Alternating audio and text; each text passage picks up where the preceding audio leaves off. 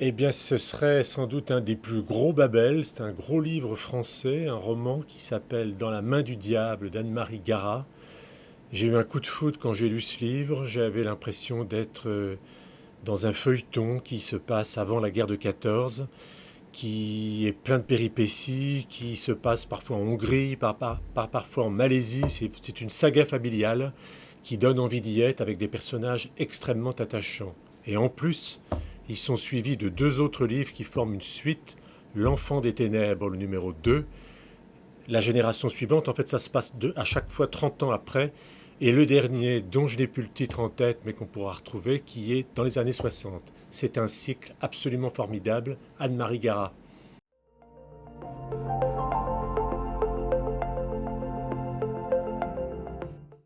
Eh bien, Babel occupe la même place que toutes les grandes collections de poche, livres de poche, folio, pocket, même si c'est un peu la dernière née.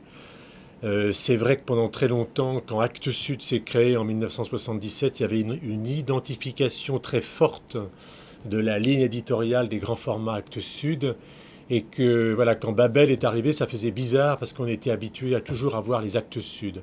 Après, il y a des librairies où les poches sont ce qu'on appelle interclassées avec les grands formats. Ça n'est pas notre cas.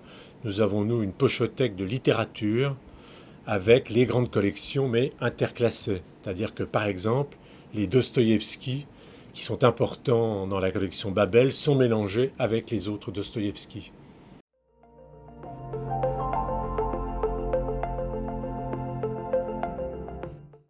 Eh bien, il y a une chose très vraie chez Babel, encore plus peut-être que dans d'autres collections, c'est que lorsqu'il y a de l'actualité, des livres d'histoire un peu référents, on trouve toujours un Babel qui nous vient à l'esprit, à puiser dans le fond de la collection.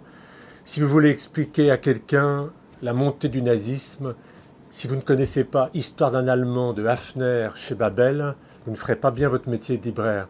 Si en ce moment, avec la crise et la guerre en Ukraine, vous ne parlez pas de la fin de l'homme rouge de Zveltana Alexeyevitch, vous ne ferez pas bien votre travail de libraire. Ça veut dire que tout bon libraire a toujours à sa disposition le fonds Babel pour enrichir l'offre et la demande.